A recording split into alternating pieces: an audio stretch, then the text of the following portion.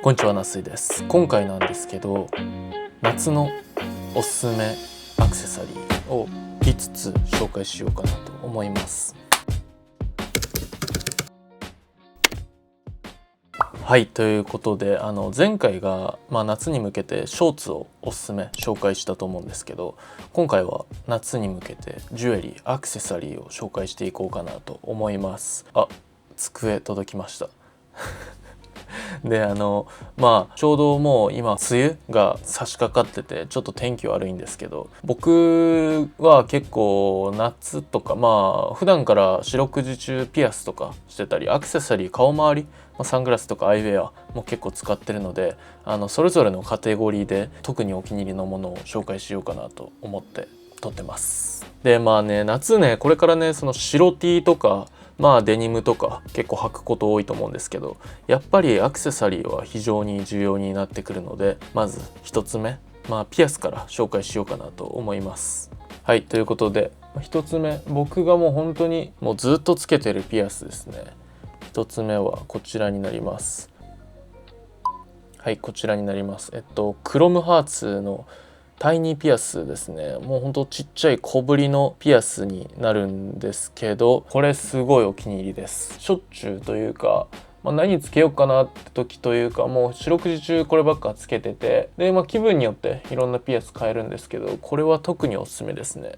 少しちょっとクロムハーツなんで値段は結構するんですけど、なんかこういうちょっとリングのフープピアスとかはよく皆さんつけてると思うんですけど、ちょっとね最近はこういうちょっと垂れ下がってるピアスとかフープでもちょっとちっちゃいやつが個人的にはおすすめですね。なんかあんまり主張が激しくないので、かなりどんなファッションにも合うし、どんなコーデにも合うし、邪魔になりすぎないかなと思います。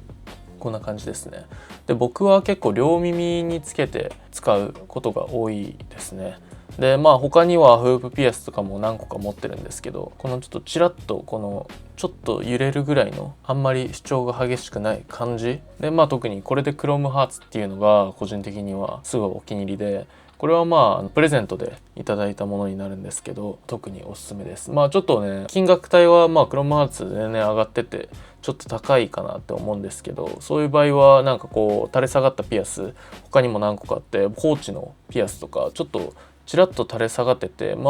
メンズっぽくないって言ったらあれだけど、少しウィメンズライクなピアスでちょっとタイにちょっとちっちゃい感じのピアスは個人的におすすめです。フープピアスもなんか少し普通のフープピアスだったらこんぐらいのサイズ感のもの、これちょっと大きめなんですけど、こんぐらいのサイズ感のものが主流かなとは思うんですけど、それよりもう一回り二回りぐらい小さいフープピアスも個人的にはかなり好きですね。特に普段かけてても引っかかりがなかったりとか、大きいピアスであればあるほど存在感はあるけどコーデのちょっとインパクトになったり、逆に言うと少し主張が激しすぎて邪魔になったりっていう可能性もあるので、少し小さめのピアスはその一群としてめちゃくちゃ毎日毎日使うものとしてはかなりおすすめですね。ということで1つ目はクロムハーツのこのタイニーピアスでした。個人的にはこれずっとつけてるんでよく見たことあるというか、動画にもたくさん出てると思うんですけど、こちらになります。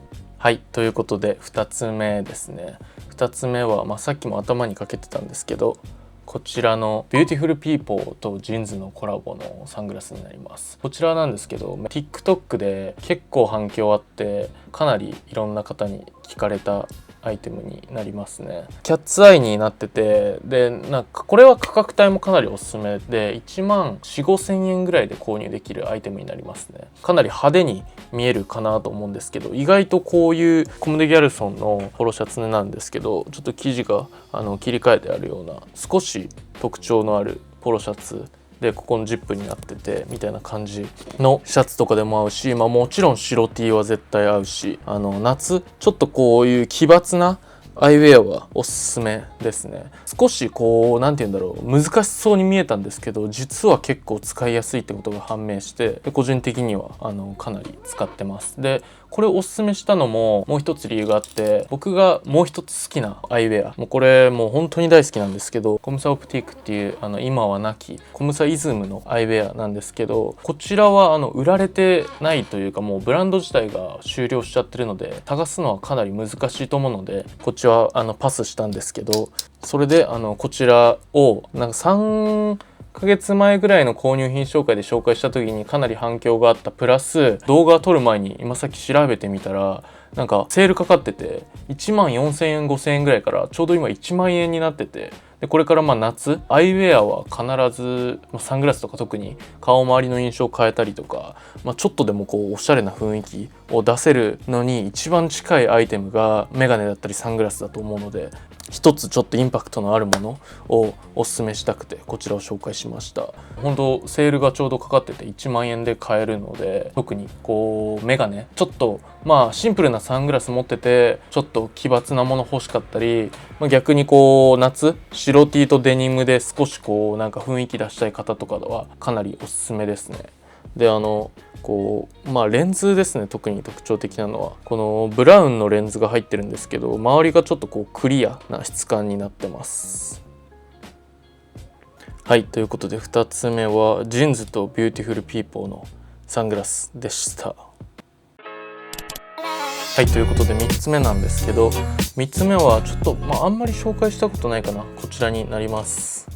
はい、こちらなんですけど、ガルニっていうブランドのリングになります。こちらも少し値段するんですけど、最近特にお気に入りのリングですね。最近時々リングをつけるようになってきたんですけど、またもう一回こう大学の時に一気にお風呂とか温泉でなくしちゃってもうつけないと思ってたんですけど、少しこう年齢がちょっと上がっていくにつれて、リングとかアクセサリー、こうシルバー系だったりゴールド系のアクセサリーもつけていきたいなってやっと思い始めて、最近時々こうつけてることが多いんですけど、ガルニのアクセサリーでこちらのリングが特にお気に入りですね。こちらはシルバーとゴールドがこうスクエアになってて、でこの中間に少しストーンが入ってて、こうどんなアクセサリーにでも合うというか、例えば今シルバーのピアスしてるんですけど、最初に紹介したこのクロムハーツのピアスなんですけど、こういう時はシルバーのリングを合わせがちだと思うんですけど、このゴールドのピアス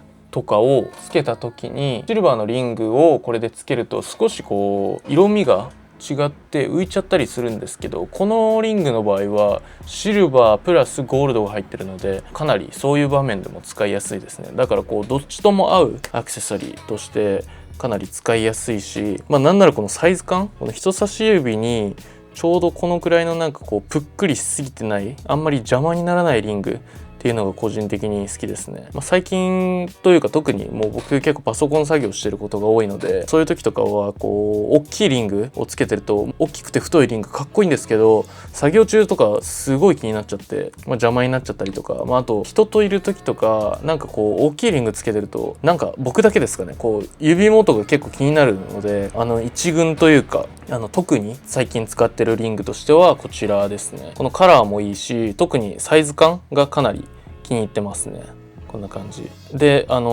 シルバーとゴールドだけでできてるっていうのもいいんだけど、その中間というかこの真ん中に3層になってて、でストーンが入ってるのもかなりいいかなというか、かっこいいなって思います。なんかこうなんていうんだろう、無機質すぎない感じ、ちょっとこう色があってなんか良くないですかこっちもガルニのリングで、こっちはハーフでシルバーとゴールドが混ざり合ってるんですけど、これはちょっと大人な印象があるんでファッションを選ぶかなっていう個人的な考えはあるんですけど、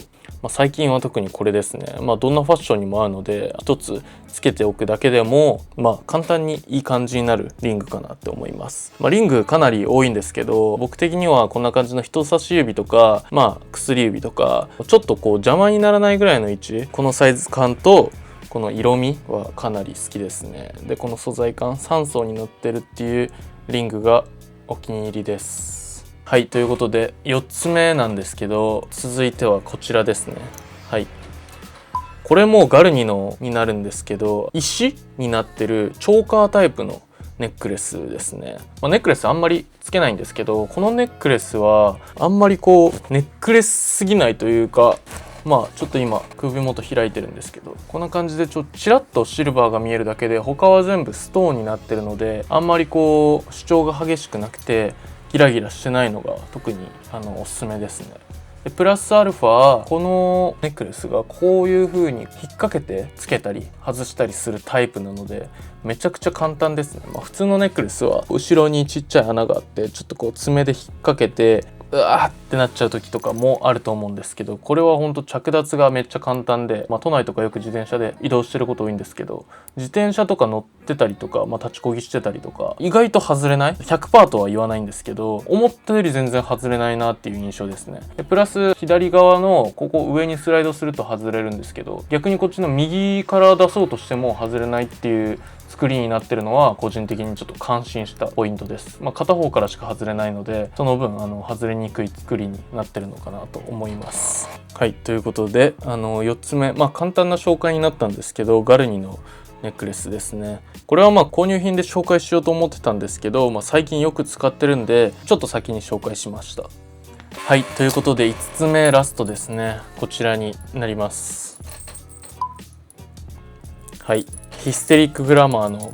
ウォレットチェーンですね。これはね、本当にもうずっと使ってて、特に最近財布をちょっと買い替えて、ポール・スミスのお財布に